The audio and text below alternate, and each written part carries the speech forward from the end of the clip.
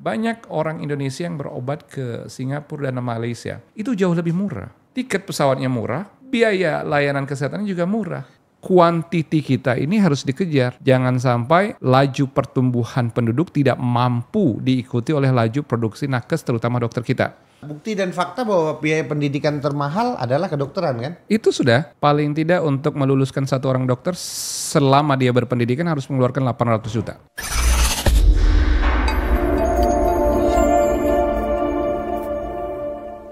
Assalamualaikum warahmatullahi wabarakatuh. Salam sejahtera untuk kita semua dimanapun para pemuda. Selamat datang di Rumah Pemuda Podcast. Salam Pemuda, Speed, Smart, Solid.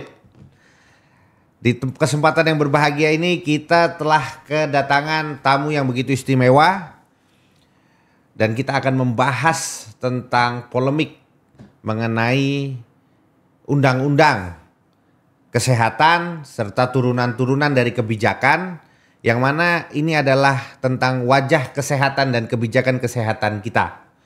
Telah hadir bersama kita Dr.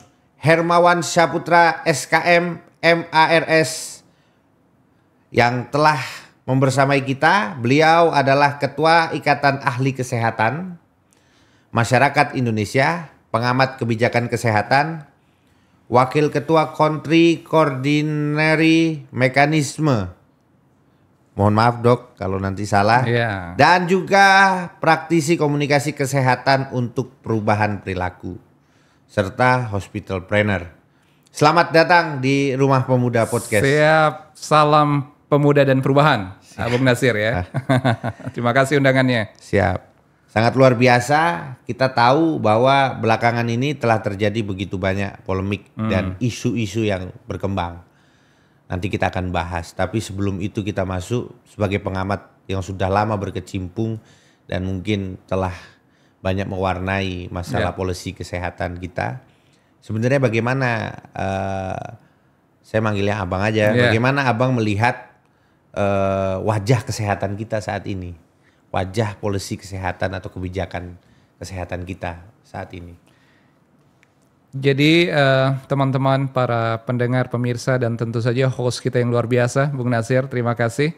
Kesehatan ini adalah bagian dari amanah konstitusi kita bernegara. Dan menjaga kesehatan itu naluri manusia dan fitrah kemanusiaan untuk meningkatkan derajat kesehatan itu sendiri. Jadi kalau kita lihat perjalanan negara kita lebih dari 77 tahun ya, 78 tahun, sekarang tahun ini kita itu memiliki tantangan dan PR yang masih cukup besar.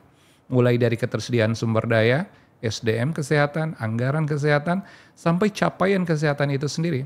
Tentu bukan perkara mudah memang. Kita memiliki penduduk lebih dari 280 juta dengan sebaran kepulauan yang luar biasa, membentang dari Sabang Merauke, Miangas Pulau Rote, dan ini membutuhkan seni dan manajemen yang hebat betul di dalam tata kelola kesehatan negeri. Itu sebabnya mulai dari komitmen kepemimpinan nasional gitu ya, Presiden, komitmen kepemimpinan dari sektor, Menteri Kesehatan hingga para dinas kesehatan dan pemangku jabatan di seluruh wilayah daerah kabupaten, provinsi harus betul-betul memperhatikan karena ini hak dasar manusia.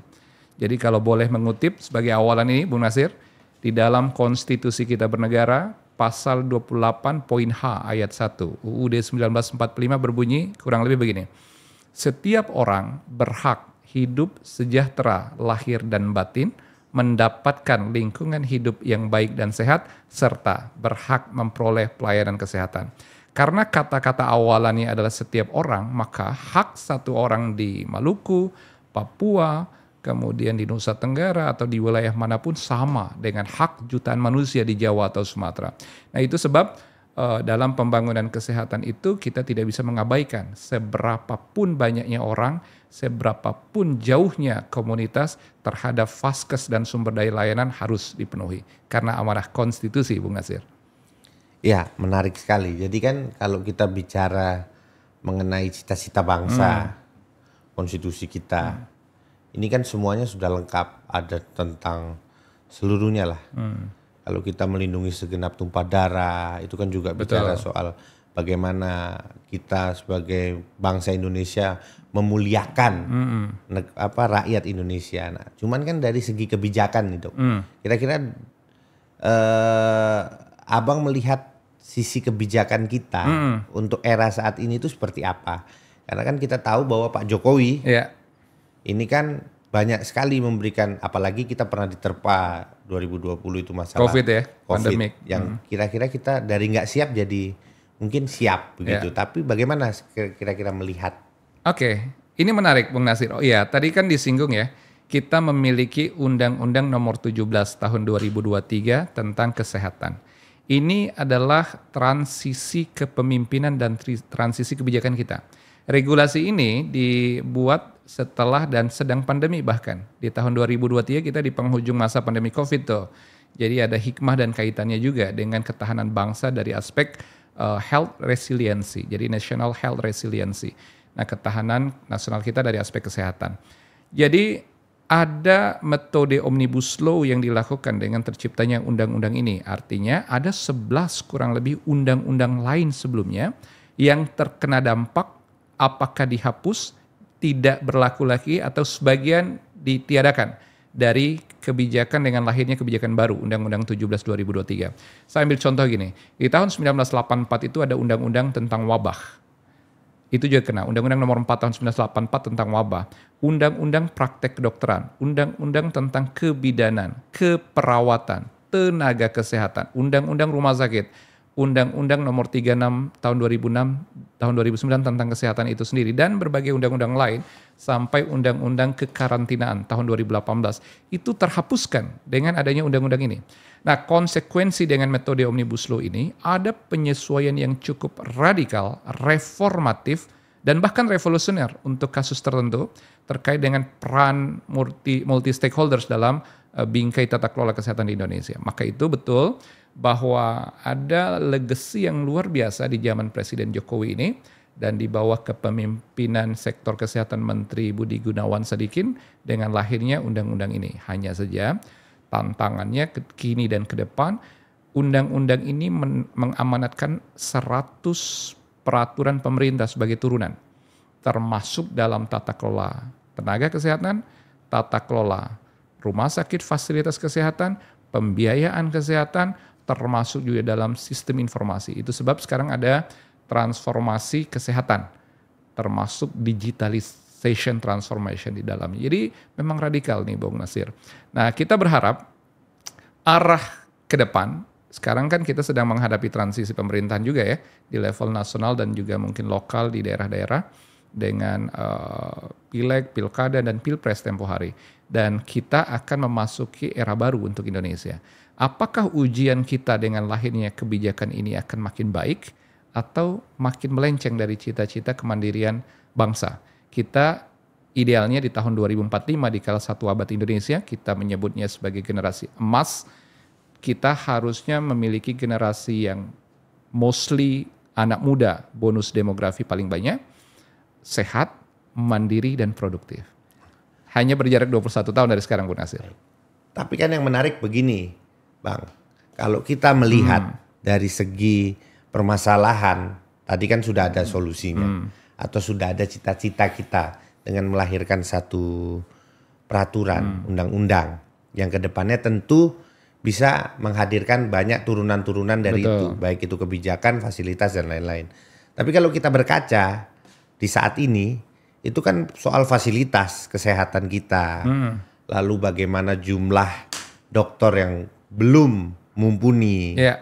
Lalu dari segi keterbatasan wilayah kita, soal akses kesehatan di wilayah-wilayah terpencil. Dan banyak hal lain. Nah, bagaimana sebenarnya Abang melihat dari sisi kacamata seorang pengamat kesehatan, dan bagaimana undang-undang ini bisa menghadirkan sebuah solusi konkret ke depannya.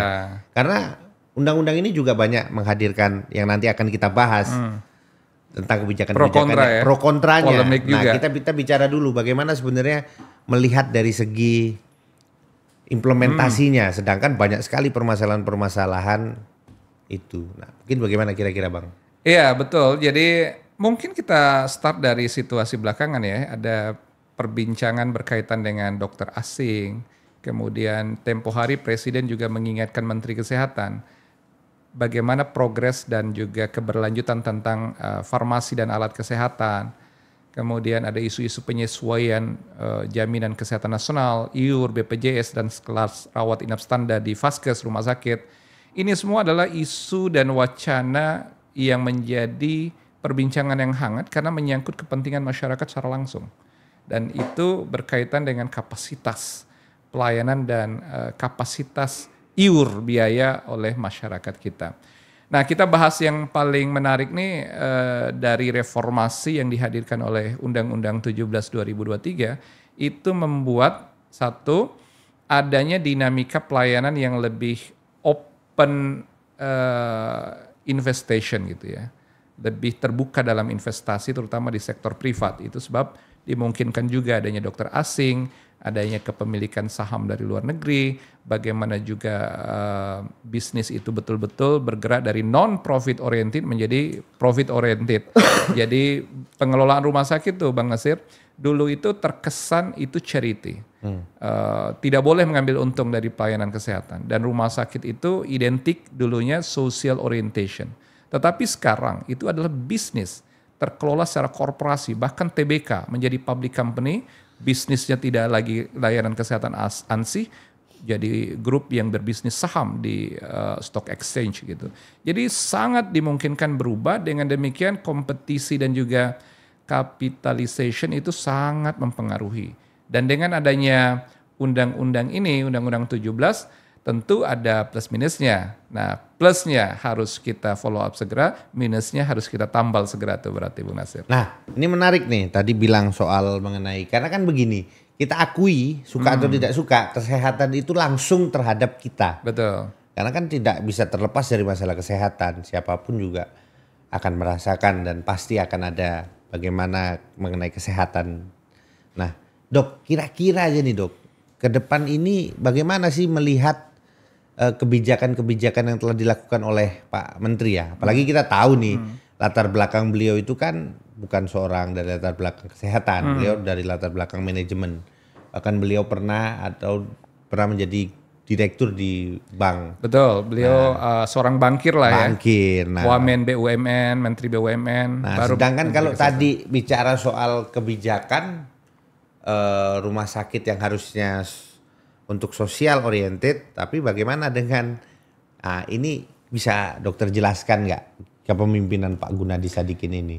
Iya, Pak BGS itu dalam berbagai kesempatan beliau sangat atraktif, orangnya cerdas, smart begitu, dan tegas. Nah, poinnya di situ. Maka itu kita melihat berbagai diskursus tentang beliau itu dari segi apakah dibandingkan latar belakangnya yang non kesehatan dengan juga performannya di bidang kesehatan.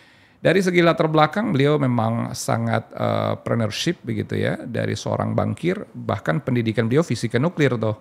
Nah, tetapi dari segi aktualisasi manajerial sebagai Menteri Kesehatan sangat reformatif dan bahkan progresif. Hanya saja memang kultur di kesehatan itu karena mayoritas di profesi kesehatan tuh orang-orang yang cukup smart, kemudian sangat protokoler istilahnya. Jadi sesuai dengan standar profesi. Jadi kalau kita bicara dokter itu ada standar pelayanan medik, kalau kita bicara bidan itu ada standar asuhan kebidanan, ada standar asuhan keperawatan buat perawat, dan demikian juga profesi kesehatan lain. Nah, ketika para profesional kesehatan ini bergerak atas nama profesi yang rigid dan juga regulated gitu ya, sangat ketat dari aspek regulasi profesi, maka dilihat arah dan gaya Menteri Kesehatan itu sangat radikal dan reformatif. Nah, maka itu plus minus terlihat. Ada yang menilai ini sesuatu yang sangat reformatif, akseleratif gitu ya. Tapi ada yang dilihat ini gerasa gerusuk, gerudukan gitu ya. Tapi apapun itu diskursus yang terjadi, buktinya kita sudah melahirkan satu undang-undang yang luar biasa dengan terobosan Omnibus Law. Tantangannya ada di situ. Bagaimana mendelivery pesan kebijakan ini ke dalam turunan program dan implementasi agar terjadi tata kelola yang lebih baik. Kita ambil contoh tentang sistem penanganan kesehatan di rumah sakit. Indonesia ini Bung Nasir, pelayanan itu berjenjang. Ada yang disebut primary healthcare atau layanan kesehatan dasar. Mulai dari puskesmas, klinik, balai pengobatan, laboratorium, unit transfusi darah, dan lain-lain. Nah ini wilayah yang memang seharusnya menjadi gatekeeper. 80% persoalan kesehatan itu harusnya tersaring di sini. Tapi kenyataannya banyak kasus yang dirujuk ke tingkat atas. Jadi level rujukan sekunder namanya dan tersier, rumah sakit kelas D, C, B, dan A. Top referral itu kelas A. Ini macam RSCM misalnya ya, kalau di Jakarta rumah sakit Cipto Mangunkusumo itu top referral. Rujukan yang paling tinggi yang tidak ada lagi di atasnya karena dianggap spesialistik, subspesialistik, peralatan tercanggih, kapasitas semua lengkap di situ. Nah, hanya saja dengan sistem rujukan yang banyak jenjang dan luar biasa luas captive-nya, negara kita kekurangan sumber daya, terutama tenaga kesehatan, apalagi dokter. Dokter spesialis, dokter gigi dan dokter gigi spesialis menjadi problem. Kita masih kekurangan 29.000 dokter spesialis di Indonesia. Kita baru punya 117 kampus atau program pendidikan dokter dan masih terpusat di kota-kota besar, di urban area atau urban city. Sementara kita, wilayah kita dari Sabang sampai Merauke, Miangas, Pulau Rote itu luar biasa. Tadi di awal saya udah kutip, hak satu orang di timur, di barat, di utara, di selatan sama dengan hak jutaan orang di ibu kota. Nah, hal ini harus kita perhatikan dan tata kelola perlu ada affirmative policy, kebijakan keberpihakan. Jangan sampai karena mahal, karena sulit akses, karena terbatas, persaingan keras, anak-anak desa, anak-anak yang jauh susah mengakses dan akhirnya tidak merata ketersediaan dokter, nakes, dan vaskes kita di Indonesia. Ini yang harus kita luruskan. Ini menarik. Kalau tadi kita bicara Omnibus Law dulu, pintu masuknya. Bahwa Omnibus Law ini kan adalah inisiatif dari Presiden Joko Widodo. Bagaimana memotong mata rantai undang-undang yang tumpang tindih. Yang disederhanakan menjadi dalam segini. Nah, turunannya ini yang menjadi menarik. Betul. Kayak tadi contoh dokter.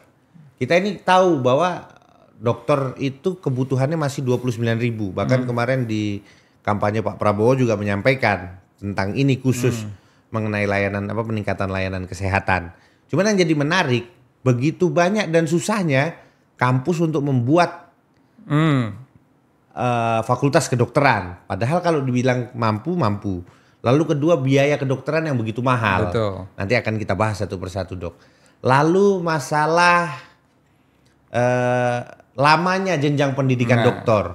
Nah, itu kira-kira gimana kalau kita berkaca juga, kalau boleh, karena dokter juga sudah punya jaringan yang begitu luas. Abang Hermawan ini punya jaringan yang begitu luas karena juga terlibat dalam beberapa organisasi internasional. Nah, kira-kira bagaimana melihat Indonesia dengan luar negeri, bukan membanding-bandingkan ya. Kita nggak boleh membanding-bandingkan. Iya, paling tidak kita melihat negara kita ya. Negara Indonesia ini ada di garis khatulistiwa, jadi subtropis. Dan negara kita ini punya kekayaan lingkungan, kekayaan demografi dan geografi yang mempengaruhi dinamika kesehatan. Penyakit sangat khas, penyakit-penyakit seperti DBD, penyakit seperti malaria yang juga akhirnya sebagian agent nyamuk itu menyebabkan banyak sekali kasus kesehatan, termasuk tuberkulosis ya, bakteri dan seterusnya itu khas sekali dan itu khas tropis. Itu masih menjadi kasus tinggi. Ini kalangan ahli tropik infeksi sangat bisa menjelaskan banyaknya ragam penyakit communicable disease namanya, penyakit menular karena letak geografis kita. Itu satu. Yang kedua, negara kita juga dihadapkan dengan non-communicable disease namanya, penyakit tidak menular yang lahir dari gaya hidup. Orang-orang kota dengan makanan yang serba instan, kurang istirahat, olahraga tidak teratur, dan juga gaya hidup modern, itu menyebabkan penyakit-penyakit seperti stroke, ginjal, jantung, paru, dan juga kanker bahkan, itu tinggi. Dan ini yang menjadi beban terbesar JKN ya, melalui BPJS yang akhirnya defisit terus keadaannya.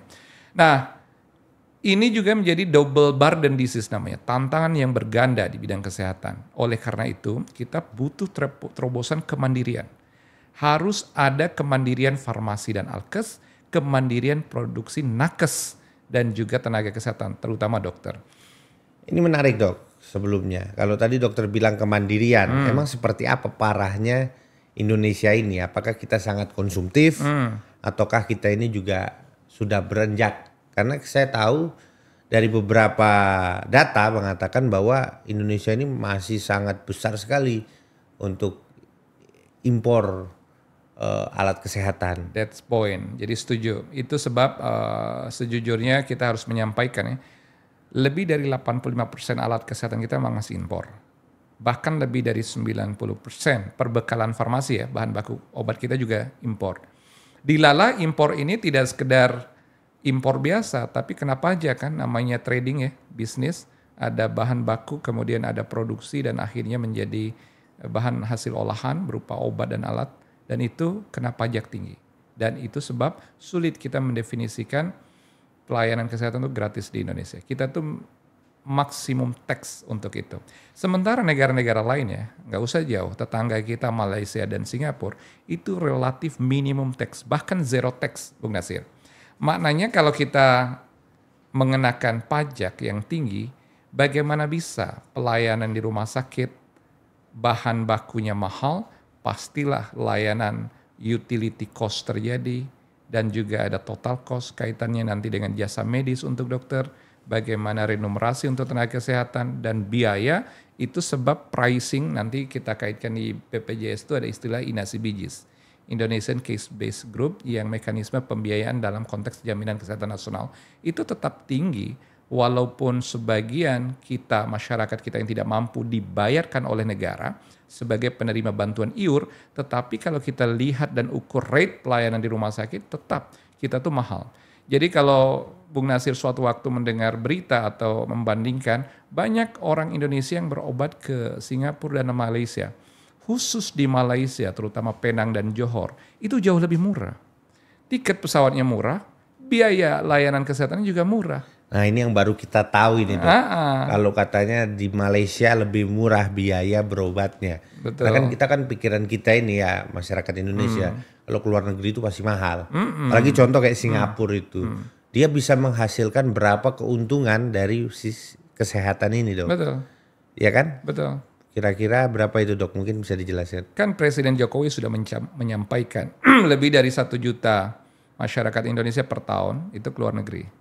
Dan kita memiliki potensi kehilangan devisa sekian puluh triliun per tahun. Dan bahkan bisa mencapai angka ratusan kalau kita kumulatif ya, sebelum dan setelah COVID. Nah jadi angka itu boleh jadi orang itu termotivasi karena memang kompetensi. Artinya dokter di sana seolah-olah lebih baik dari kita, padahal tidak selalu.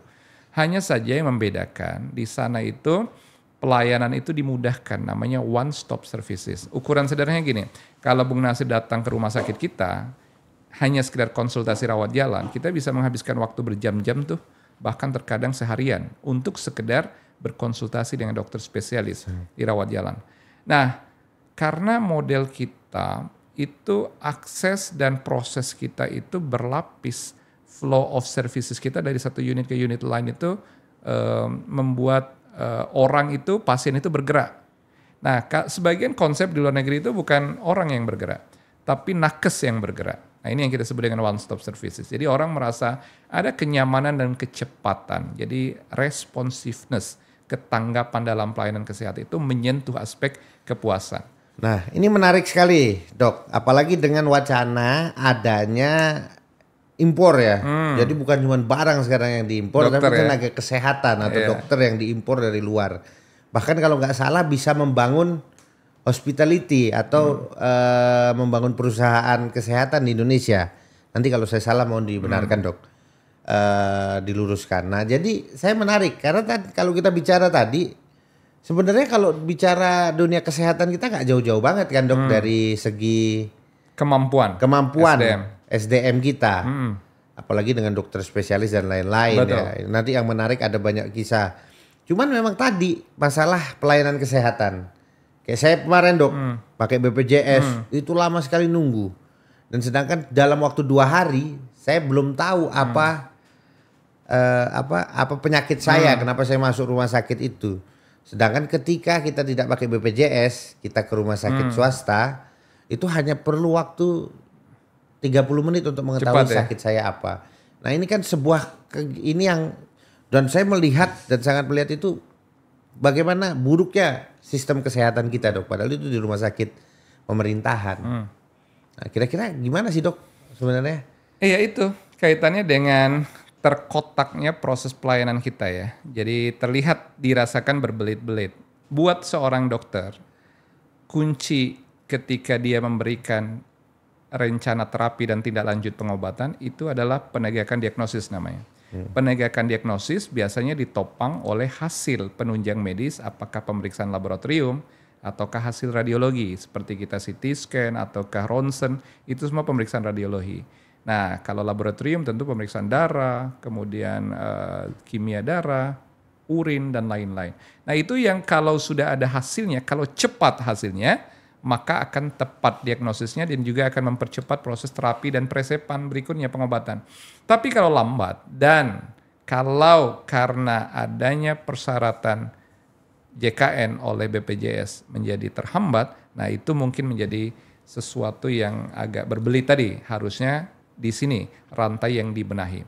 Nah, kalau misalnya kita datang dengan jaminan mandiri, fee for service, ada duit kita bayar, memang saat itu pun memang akan langsung ditindaklanjuti karena proses dari rawat jalan dengan penunjang tadi, lab radiologi bisa dalam satu waktu karena juga prosesnya terlihat semua mudah gitu ya. Karena tidak ada pihak ketiga atau payer. Nah, payer ini kan kalau dalam konsep JKN kan BPJS. Nah, tapi kalau dalam konsep direct services langsung kan pasien itu sendiri sebagai payer. Itu yang memudahkan. Nah, ini yang jadi menarik dok. Karena kan begini. Ini yang jadi menarik bang. Kan karena begini. Kita melihat dalam segi tataran manajemen rumah sakit. Yang abang juga sendiri sebagai pelaku.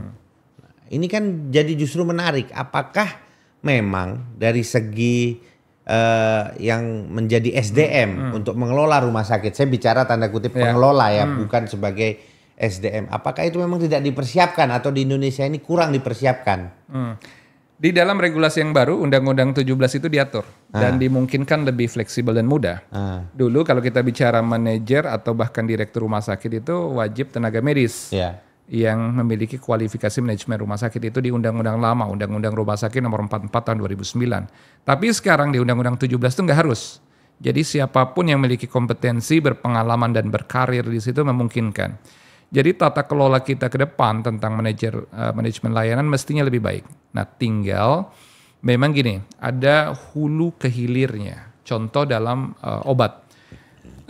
Dokter itu nggak bisa memaksimalkan profesionalnya kalau tidak tersedia obat rumah sakit. Kalau tidak tersedia obat di dalam formularium obat di rumah sakit. Maka ada obat itu merek dan juga jenis dosisnya di dalam formularium, ada tersedia. Itu kan seharusnya. Tapi seringkali dan banyak rumah sakit yang tidak sanggup atau tidak mampu menyediakan obat itu sesuai dengan e-formularium.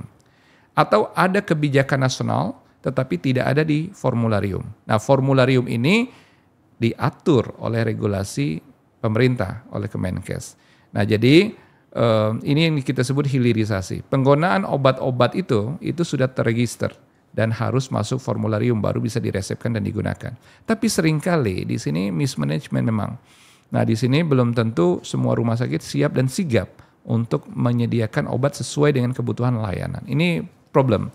Jadi Bung Nasir di sini ada seni dalam mengelola dan memimpin rumah sakit, maka itu perlu ada pelatihan dan juga manajemen berkelanjutan untuk para manajer rumah sakit. Ini bahkan di luar dokter ya, maksud saya dokter itu pada tahapan klinik atau prosedur penanganan pasien. Tapi prosedur pengelolaan logistik, obat, alat, SDM, merangkai kebijakan menjadi satu layanan yang efektif itu oleh manajemen rumah sakit. Nah, ini tantangan tersendiri. Tadi di awal saya menyebutkan ada undang-undang rumah sakit yang melebur ke dalam Undang-Undang 17 2023, ada undang-undang praktek tenaga kesehatan juga yang melebur ke dalam ini. Sementara sekarang nih belum semua regulasi turunan itu ada dan masih menunggu PP, peraturan pemerintah untuk mengatur itu lebih baik. ini yang sebenarnya jadi menarik bahwa kan undang-undang ini adalah visi presiden.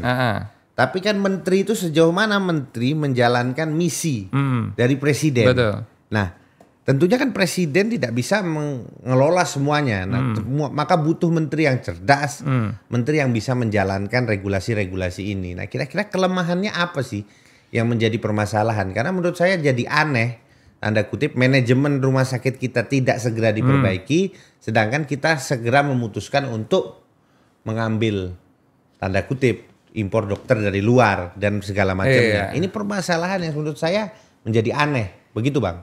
Kita mumpung aja ya. Sekarang mumpung kita ada pada transisi kepemimpinan nasional. Kita berharap Presiden terpilih Pak Prabowo Subianto melihat postur Kementerian Kesehatan.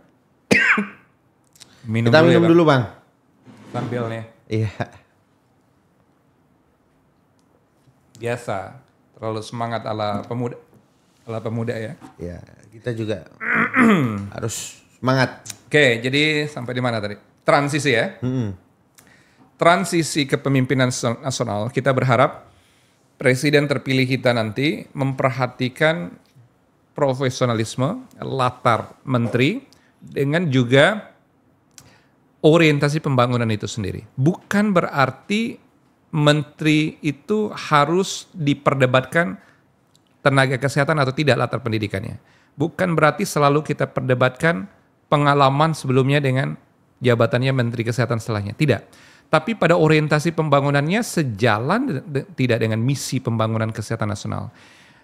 Bung Nasir, di beberapa negara Kementerian Kesehatan itu disebut Kementerian Kesehatan Masyarakat. Seperti di Thailand, seperti di Qatar. Jadi Ministry of Public Health. Yang bermakna seorang Menteri Kesehatan itu harus memiliki sense untuk menyatukan semua lingkup disiplin keilmuan, sumber daya, profesionalisme menjadi terangkai dengan baik. Jadi hulu ke hilir. Bicara kesehatan masyarakat berarti bicara perencanaan, penganggaran, kemudian pengadaan, sampai kepada juga advokasi kebijakan, distribusi nakes dan sumber daya, dan memastikan capaian pembangunan kesehatan. Ada 6 indikator ya? 6 indikator. Kesehatan ini bahkan disebut 6 building blocks. 6 bangunan besar dalam sistem kesehatan. Jadi pertama pelayanan kesehatan ya, service delivery. Yang kedua adalah human resources atau health workforce namanya, tenaga kesehatan. Kemudian sistem informasi, perbekalan kesehatan, budgeting atau finance, health financing, dan leadership atau governance, tata kelola yang baik. Supaya kita lebih mendalam, dari 6 indikator soal kesehatan ini, kita kritisi Indonesia ini. Apa yang menjadi permasalahan? 2. Pertama, kemandirian essential medicine tadi ya, obat dan alkes yang lemah, kita tidak mandiri untuk itu.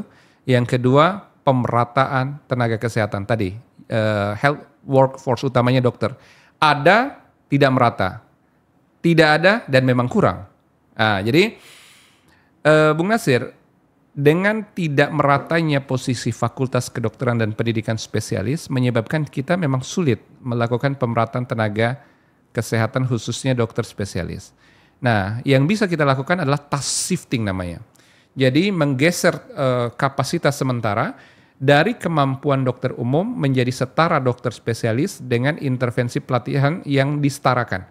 Tidak sama, dia tidak berijazah tapi certified. Nah, demikian juga untuk kebutuhan dokter subspesialis. Kita menyetarakan kemampuan subspesialis untuk keahlian tertentu pada spesialis untuk memenuhi kuota di daerah-daerah yang jauh dan terpencil. Nah, kalau kita mengejar produksi pendidikan sampai 15 tahun ke depan, kita belum tentu sanggup memenuhi itu. Bagaimana keterkaitannya dengan impor dokter tadi? Rasanya, Bung Nasir, impor dokter itu atau dokter asing yang hadir di Indonesia sulit kalau memenuhi kekurangan.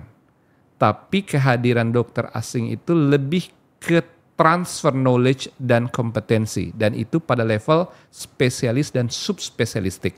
Penempatannya khusus, kebutuhannya khusus. Tidak mungkin rasanya ya dokter-dokter asing itu datang dan hadir terus kita tempatkan di daerah 3T. Terdepan, terpencil, tertinggal. Dan bahkan kepulauan gitu. Agak sulit.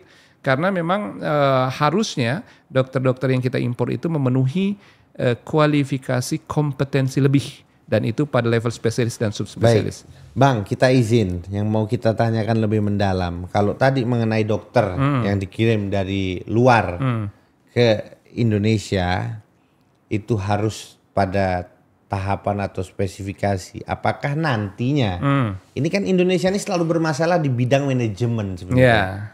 Ya kan, kebijakan itu bagus, tapi ketika pelaksanaan kebijakannya, implementasi kebijakannya itu carut marut. Nah, kekhawatiran saya nih sebagai masyarakat awam, walaupun pakai baju putih kayak dokter ini kan Bang, tapi kekhawatiran saya adalah jangan-jangan nantinya ke depan itu menjadi permasalahan soal tumpang tindihnya SDM. Jangan-jangan yang Indonesia kompetisinya maju, mampu, ya kompetisinya mampu, tapi malah nanti diambil dengan masalah trust.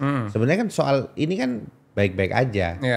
Terus kan kedua, kalau saya lihat permasalahan yang mendasar manajemen soal bagaimana dokter ini mengelola pasien. Memang masih banyak banget dokter kita itu yang memang minim soal bagaimana mengelola engagement terhadap pasien. Begitu mungkin, Pak. Gini, kita poin utama dulu ya. Kesehatan itu, Bung Nasir, adalah salah satu bagian yang terdesentralisasi. Dalam undang-undang pemerintahan daerah, kesehatan itu adalah sektor yang menjadi tanggung jawab daerah. Jadi kalau kita bicara puskesmas, rumah sakit di daerah, bosnya siapa? Dinas kesehatan, bosnya siapa? Bukan Menteri Kesehatan, tapi pemerintah daerah. Ya bupati, ya wali kota, ya gubernur kalau di level provinsi. Artinya apa? Kewajiban menghadirkan, mendatangkan, menyekolahkan, menyediakan dokter dan tenaga kesehatan lain, itu tanggung jawab daerah. Ini secara nasional kita disebut dengan indikator concurrent, indikator yang melekat pada kinerja pemerintah daerah. Bagian dari IPM, indeks dan SPM ya, standar pelayanan minimal. Dan kesehatan itu menjadi bagian dari standar pelayanan minimal kinerja pemerintah daerah, termasuk penyediaan. Maknanya apa? Kalau saja para bupati wali kota itu menyediakan dana untuk menyekolahkan anak-anak di daerahnya menjadi dokter, dari dokter menjadi dokter spesialis, dari dokter spesialis menjadi subspesialis, disekolahkan sehingga lulus dibalikin ke daerahnya untuk kepentingan masyarakat di daerah. Itu adalah komitmen yang terbaik. Itu adalah cara yang terbaik. Nah, hanya saja memang daerah-daerah itu tidak sama kapasitas fiskalnya. Tidak memiliki alokasi yang besar untuk investasi SDM seperti ini. Nah, disinilah sisi pemerintah pusat mengambil peran. Affirmative policy, termasuk kuota-kuota. Sebenarnya ini sudah berjalan. Di berbagai fakultas kedokteran kita tuh ada alokasi untuk putra daerah yang memang diadvokasi oleh daerahnya atas kebutuhan keberpihakan tadi. Tetapi daya tampung, kuota, dan ketersediaan anggaran yang terbatas menyebabkan laju produksi tidak sama dengan laju konsumsi serapan untuk kebutuhan dokter spesialis. Dan rasanya ini tantangannya bertambah nih dari pertanyaan Bung Nasir tadi. Dulu di dalam Undang-Undang Kesehatan yang lama, Undang-Undang nomor 36 tahun 2009, kita memiliki mandatory spending untuk kesehatan. Angka yang dipatok untuk alokasi di bidang kesehatan itu minimal 5% dari APBN, 5% dari APBD 1 atau provinsi, 5% dari APBD 2 atau kabupaten kota. Nah, sehingga alokasi daerah itu sangat terbantu juga dari dana pusat, dan pusat juga terbantu dari alokasi APBD, dana dari daerah. Nah, sekarang di undang-undang yang baru itu ditiadakan. Undang-Undang 17. Nah, maka itu yang dibutuhkan adalah kemauan lebih dan komitmen lebih secara politik untuk memastikan alokasi untuk kesehatan. Kalau dulu wajib karena termaktub di dalam undang-undang, sekarang hilang. Nah, hilangnya mandatory spending ini menjadi debatable. Apakah setiap daerah, kita memiliki 514 kabupaten kota, 38 provinsi, itu apakah sanggup untuk memprioritaskan kesehatan ini bukan sekedar bayar gaji pegawai, tapi investasi SDM untuk pendidikan lanjut dan juga program kesehatan. Baik, tadi kan dari 6 indikator yang Abang sampaikan, itu kan ada soal masalah anggaran fiskal atau masalah keuangan. Kira-kira APBN kita itu dengan ribetnya tadi jenjang yang Abang sampaikan, APBN kita ini sebenarnya cukup gak sih untuk membiayai kesehatan kita? Sangat relatif ya. Saya ambil contoh ya. Untuk pengentasan AIDS, tuberkulosis, dan malaria di Indonesia itu kita masih mengandalkan dana grant, bantuan, hibah dari luar negeri, terutama dari Global Fund. Sekarang untuk 2024 hingga 2026, Global Fund mengalokasi 7,6 triliun, kurang lebih. Itu untuk pengentasan program HIV AIDS, tuberkulosis, Untuk dan malaria. Indonesia aja itu. Indonesia aja. Termasuk untuk resiliency and sustainability for health, penguatan manajemen dan sistem kesehatan. Artinya negara kita itu sebenarnya sangat terbantu dengan dana-dana asing juga untuk hibah ke dalam negeri. Karena tadi kita kehilangan mandatory spending. Bayangkan aja kalau kita punya APBN kurang lebih 3.000 triliun per tahun, kalau mestinya 5% gitu ya, paling tidak kita memiliki sekitar 150 triliun untuk kesehatan.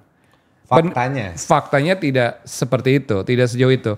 Yang juga ada mandatory spending kan ke pendidikan ya, pendidikan 20%. Bahkan 20%. Nah jadi luar biasa, itu kesehatan udah terhapus tuh di dalam undang-undang yang baru, tidak lagi ada. Pendidikan malah masih bertahan. Bahaya dong, kalau begitu bahaya dong, tidak ada kepastian mengenai anggaran kebijakan ini yang menjadi polemik, dong. ini yang menjadi polemik dan ini yang kita harapkan juga agar presiden terpilih nanti melalui kabinet yang baru betul-betul mengarus utamakan komitmen, walaupun tidak termaktub mandatory spending dalam undang-undang, tapi harus mampu dielaborasi di dalam sistem perencanaan pembangunan nasional kita terkait dengan RKAL ya, rencana kerja dan anggaran. Berapa kira-kira APBN kita untuk tahun ini aja Bang? Sebenarnya kalau kita bicara kesehatan ini naik turun ya. Dulu kita pernah mencapai puncak di kala COVID, sekarang terlihat turun lagi. Tetapi orientasi program kita sekarang kan lebih kepada pengadaan alat juga untuk membenahi vaskes primer dan rumah sakit kita di daerah. Kalau sekarang itu kesehatan urutan ada 10 besar gak di kementerian? Ada, tapi kalau kita bicara dari jumlah sangat jauh berarti dari angka 5% itu. Sekarang kita sudah sulit kita ukur, masih jauh karena kita ini kan masih fokus pada aspek pendidikan dan pertahanan negara yang paling berarti pokok. Masih banyak PR dong untuk mau ini kan kebijakan. Kecuali nanti kalau kita tidak tahu ya di mana pos anggaran untuk kampanye makan bergizi gratis. Kita ingat ya, sekarang kan sudah ada kesepahaman antara pemerintah Presiden Jokowi dengan presiden terpilih ya, dengan alokasi yang diperkirakan 71 triliun. Nah, anggaran makan bergizi gratis kalau dikaitkan dengan kesehatan rasanya akan membackup biaya, tapi rasanya itu akan masuk ke dalam pos sosial dan mungkin pendidikan. Nah kita tidak mau dibuat badan sendiri nanti itu Bang. Ya, bocor halusnya begitu ya. Tapi kita tidak tahu realnya bagaimana. Maksudnya gini, kalau saja makan bergizi gratis itu melibatkan para ahli kesehatan masyarakat, ahli gizi kesehatan, itu sangat berpengaruh untuk kognisi, immunity dan juga tumbuh kembang. Kaitannya dengan fisik dan mental masa depan generasi kita. Dan kita tadi kan menuju Indonesia Emas 2045. Nah, itu sangat powerful. Ada irisan erat dengan program kesehatan, tapi seberapa jauh dilibatkan, diarahkan, dan dikombinasikan faktor makan bergizi gratis ini dengan kesehatan, ya kita lihat komitmen Presiden terpilih Pak Prabowo Subianto ke depan.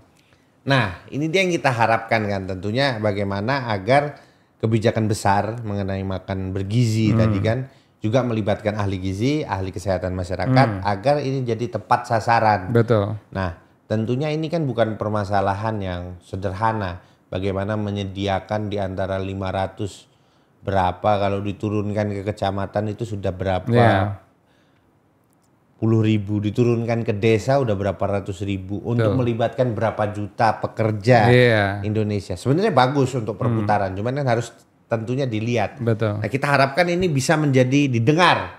Betul. Karena podcast ini juga kita mendorong pemerintahan yang baru nanti melibatkan. Tentunya ini kita punya jagoan Bang Hermawan Syaputra. Nah, terakhir Bang, apa harapan Abang untuk kesehatan ke depan? Dan tentunya bagaimana Abang melihat apa yang perlu dan sangat segera atau mendesak banget untuk segera diinikan. Nah, terakhir juga kita harus apresiasi Bang tentunya Pak Prabowo kemarin. Dia telah memberikan contoh bahwa tidak salah berobat di dalam negeri kan begitu. Dia berobat di dalam negeri dan berhasil. Di RSPPN ya? RSPPN. Kemarin kita lihat sudah nggak pincang lagi Bang. Alhamdulillah. Nah kira-kira bagaimana harapan Abang ke depan mengenai kesehatan kita? Bagaimana cara membangunnya? Apa yang mendesak? Mungkin begitu Bang. Oke. Jadi kita ingin memberikan semacam insight ya pada masyarakat sekaligus mungkin mudah-mudahan pemerintah kita mendengar. Terutama kepemimpinan nasional kita. Pertama kita apresiasi pada Pak Prabowo. Karena di samping beliau berkunjung ke rumah sakit berobat ya dan melakukan tindakan operasi di RSPPN, Rumah Sakit Pusat Pertahanan Negara gitu ya, nasional ya, di RSPPN Jenderal Sudirman di Bintaro. Sebelum itu juga beliau berkunjung di salah satu rumah sakit di grup kami, Rajak Hospital, dan beliau cukup mengarus utamakan fasilitas dalam negeri. Ini patut kita apresiasi, itu poin pertama. Tinggal harus diikuti dengan kemandirian tadi alat kesehatan dan farmasi. Pertama, perhatikan dari segi pajaknya, jangan sampai mahal. Yang kedua juga laju produksi. Jangan lupa, Bung Nasir, sekarang juga badan usaha milik negara yang bergerak di bidang kesehatan, terutama farmasi, mungkin Bio Farma dan Kimia Farma, itu juga sedang dalam sorotan. Harus ini ditata dengan sehat, memiliki potensi dan prospek bisnis yang disupport dan di backup, tetapi sekaligus hilirisasi layanan ini juga kita menggunakan arus sumber daya dalam negeri, termasuk Pak Prabowo tadi berobat di dalam negeri. Nah ini kan akan membuat contoh yang baik ya buat masyarakat Indonesia, tadinya yang senang berobat ke luar negeri, yang meragukan produksi dalam negeri, sekarang kita harus mengarus utamakan kemandirian bangsa, dan komitmen ini yang kita harapkan betul dari pemerintahan yang akan datang. Itu poin pertama. Poin yang kedua ini Bung Nasir berkaitan dengan nakes tadi ya, terutama dokter. Boleh saja ada dokter asing hadir dan praktek bahkan memberikan transfer teknologi dan knowledge, keterampilan juga di Indonesia.